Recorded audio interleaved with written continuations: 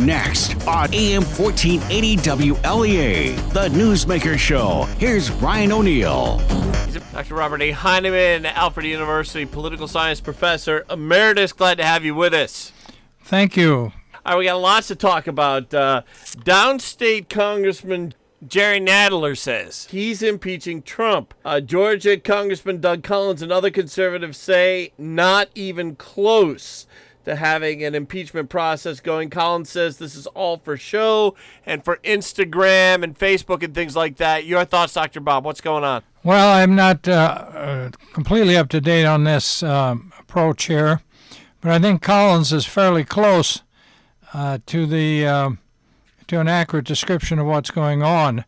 I think what Nadler is trying to do is somehow take the pieces in the Democratic Party in the House and try to get them working in one particular direction. And I think there are quite a few Democrats at this point not interested at all in following up on this whole impeachment issue. So what Nadler has done has sort of defaulted to the idea of rules. We're going to have a sort of rules here, and what those rules are not quite clear.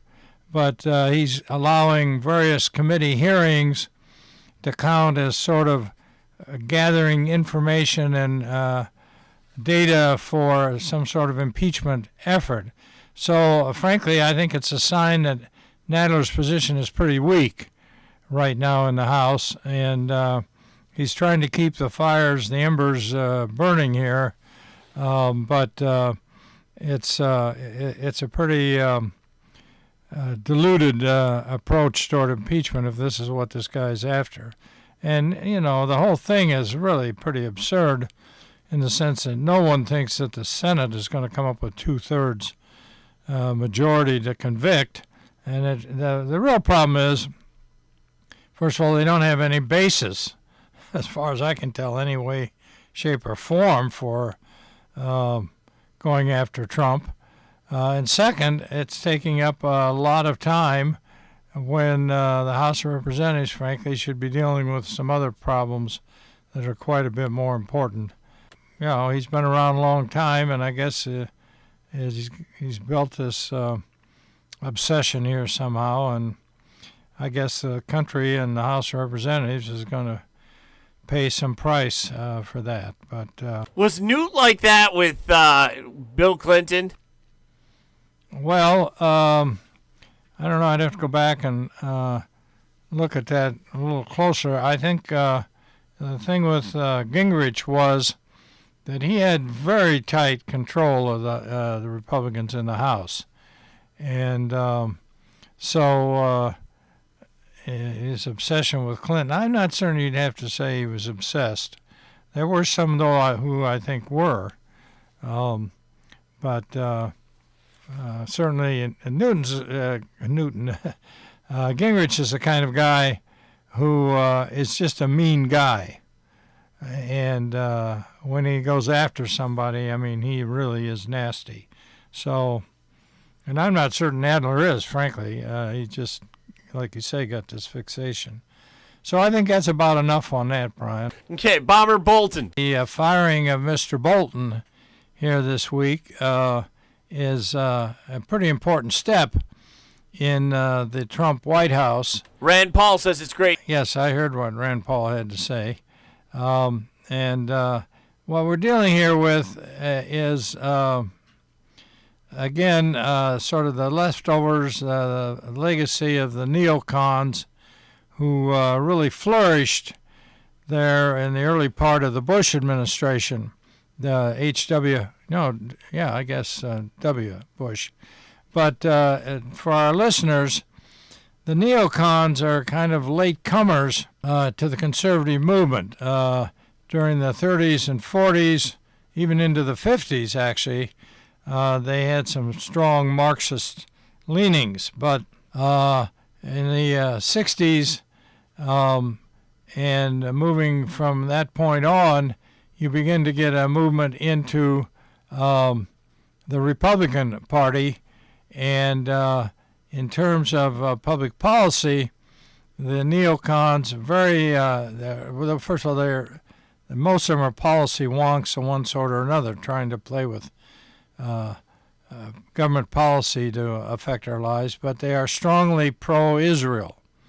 And so the whole neocon effort is tied very strongly to support for Israel. So that the point, especially in W's early administration, we got the whole idea of the new American century. This was a manifesto out on the web that it was time for American values and American power to make its way in the world.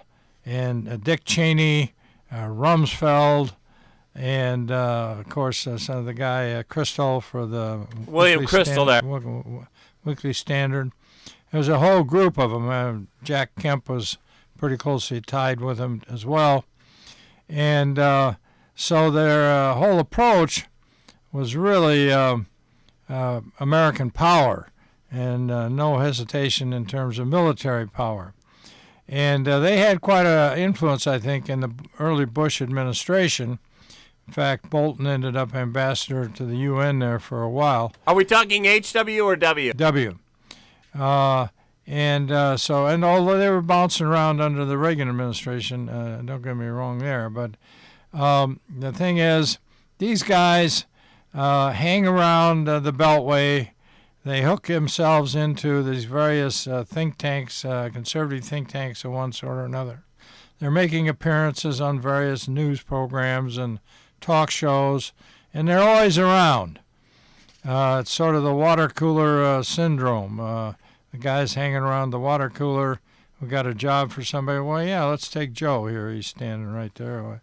So you get that out of this neocon effort, and to Bush's credit, again, W's, he really kind of drew away. I think he and Cheney, I don't think they were very close at all by the end of his administration. He'd had enough of these guys.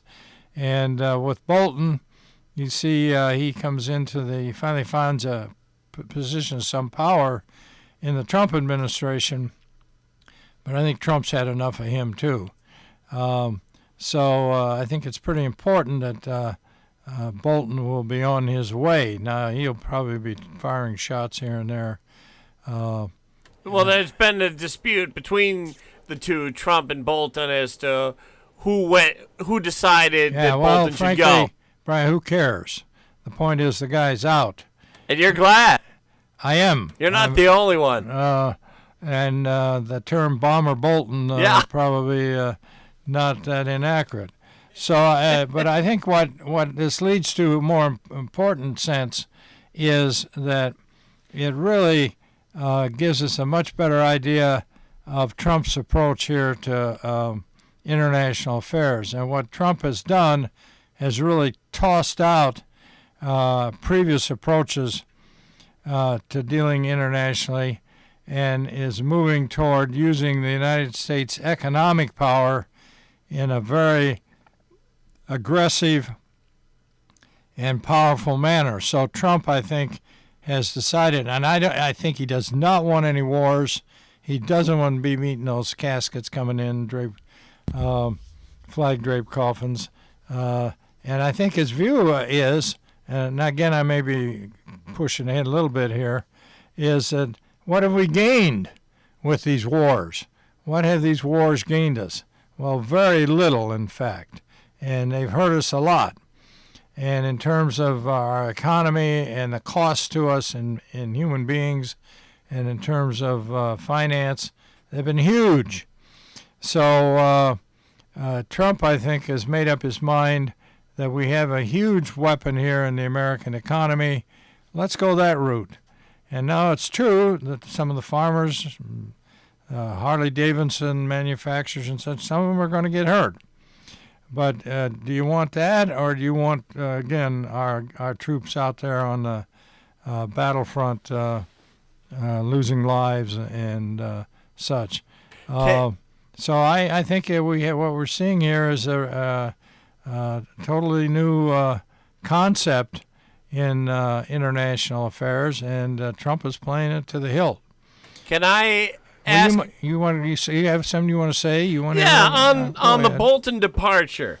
Are Jared and Ivanka neocons, and would they take the place of Bolton, not in a position, but sort of like advisory neocons? Are they neocons? Well, no, they're not neocons. Neocons come out of the New York City coterie there of intellectuals, and many of them are very bright and have had some, useful ideas to promote, especially on domestic policy. Oh, I remember back in college, William Crystal got better grades than I did. Hey, there you go. Yeah, well, that's hard to believe, but the point is, it's who you know, not what you know, Brian. Yeah. Just keep that in mind. But in any case, Ivanka and Jared there, strong supporters of Israel, and I think I've seen some comments there where Jared is really pretty hawkish, and he may be. Prime Minister Netanyahu Yes. had some internal polling, he said, that shows that he's got an upcoming election, and his Yes. internal polling shows that he would get beaten. What do you make of that? Yeah, I think he's in trouble, yeah. And that's why, and the reason I see this is he's taken some heavy shots. The Israelis have done some bombing in Syria, and they've gone after Hamas heavily. And now Netanyahu's promising to annex the West Bank if he wins the. But in any case, these are indications, I think, that he's on the ropes, and the fellow running against him, I don't know very little about him as well. In any case, Israel's an ally of ours. And I think whoever wins is going to be able to work pretty closely with the United States. But again, I think Trump in the past elections has gone out of his way for Netanyahu, and Netanyahu has certainly used American political consultants and such to help him hang in there. But, the longer you're in there, Brian, friends come and go, but enemies accumulate. And, Can I ask another Israel question? Well, yes, Brian, but we can't spend the whole time. Well, this is on kind of Israel. interesting. The Politico reported that the Secret Service told them at Politico that the Israelis planted electronic monitoring devices at the White House to spy on Trump. Can I say something? Well, you are. I bet it doesn't come from Bibi. I bet that Bibi, like Trump, does not have complete control of the intelligence world. That's possible. In Israel. That's possible. I think it's Bibi, not Bibi, right? But be that as it may, with no sense quibbling. But I will tell you this: in the past, and one of my good friends and one of my students, graduate students, of course, had worked in American intelligence down at one of our big bases down there in Maryland, big security base, and he said the biggest spies and the biggest espionage efforts were from the Israelis. You think of the Russians, and then of course the Russians and the Chinese are doing their bit, but the Israelis were the ones that were. And as you recall, this guy Pollard, who under the Reagan administration was arrested and convicted of espionage for Jonathan Pollard. Yeah, could be. Yes, I think it was. And I think they sentenced him to life. And Reagan would not back off that. And Clinton, everybody was afraid Clinton was going to pardon him or at least commute his sentence. And Clinton didn't either. But finally Obama commuted his sentence. And but he did end up, I think he served 25 years or more, or whatever. But in any case, in terms of Israeli and the Saudis and such, you have to understand, again, with regard to Bolton, that we're at war. And I think this is where Bolton wanted to push it even farther. He's very unhappy about the Afghan situation. And I don't think there's any question that Trump wants to pull out of Afghanistan. And I certainly support that.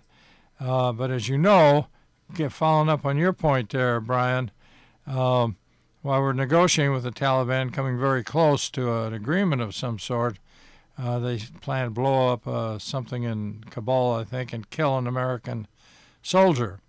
And Trump said, no, we're not going to tolerate that, and we're pulling out.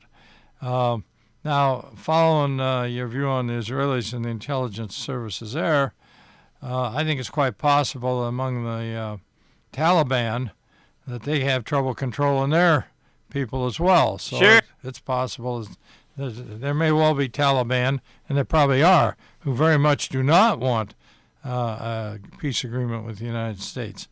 So, we'll just have to see how that works out. But talking to some of my friends who are involved in this fairly closely, their view is the Taliban are going to pay one heck of a price for what they did.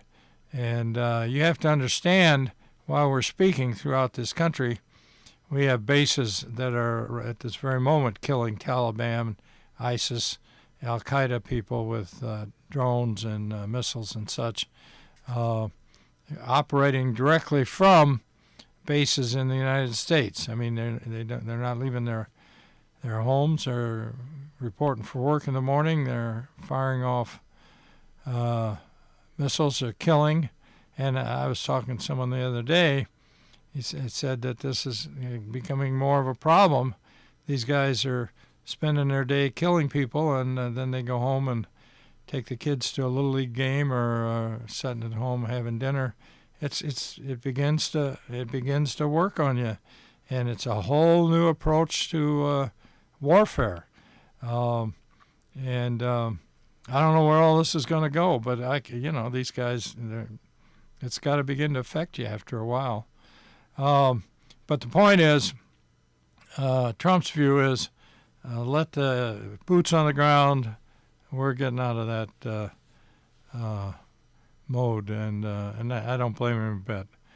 Now, the point then is that the American economy is wreaking havoc all around the world. I mean, when Trump has taken positions, it's cost a lot of these countries heavily. It's cost the Chinese. The Germans are in serious shape in terms of interest rates and things of that sort. And the American economy just keeps pumping along. And now I see where Trump is arguing that the Fed should lower the interest rate to 0 or even less percent. Boy, I don't know what effect that's going to have on the world economy, but I think Trump's view is that the American dollar is so strong that even if we were paying 0 interest on our bonds, we would still have plenty of countries wanting to buy American bonds because they're going to hold their value, whatever it happens to be, I think, for a long time. So it's again, in terms of international finance and such, we're again entering uncharted territory, that's for sure. We're going to skip the break. News on Congressman Tom Reed. Yeah, okay. Reed got $4.7 million out of the governor for Salamanca. Oh, did he? After his press conference last week. So they're going to do something for the roads in Salamanca? Is that what you're saying? That's what the statement from Reed indicates. Well, congratulations, Congressman. I think the people of Salamanca ought to be show their gratitude here next November. Go ahead. No, I thought that was kind of an interesting story. Also, and this is from Fox News, the Supreme Court issued that big order ending the nationwide injunction that had blocked the White House ban on asylum for anybody trying to cross the U.S.-Mexico border. Yeah, well, now, again, that particular issue is interesting, but what is even more interesting is, I think the Supreme Court will do this, is that you've got these federal judges, district federal judges in California or Alaska or wherever, issuing injunctions that apply to the whole country. And conservatives are pretty unhappy with that. And I think the Supreme Court is going to come in and try to put an end to that. Obviously, I think they got the right to enjoin in the case before them, but to make these things the kind of blanket nationwide, it just allows some judge, in California is where you run into a lot of them, who has a particular hobby horse they're riding, and all of a sudden the rest of the country has to pay the price for it. And that's what happened in this situation, and the Supreme Court is saying, hold it here. We're waiting until this is dealt with in a full fashion. Till that time, the administration can continue to do what they've been doing. Well, Dr. Bob, with that, we have to leave it. Are we done? That's I it. didn't get a break. I mean, Yeah. I have to. I guess I'll have to wait till afterwards to drink my soda pop. Then I guess Do you have one of those Dr. Bob cups? I'll look around, Brian.